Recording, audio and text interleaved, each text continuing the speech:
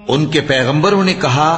کیا تم کو اللہ کے بارے میں شک ہے جو آسمانوں اور زمین کا پیدا کرنے والا ہے؟ وہ تمہیں اس لیے بلاتا ہے کہ تمہارے گناہ بخشے اور ایک مدت مقرر تک تم کو مہلت دے۔ وہ بولے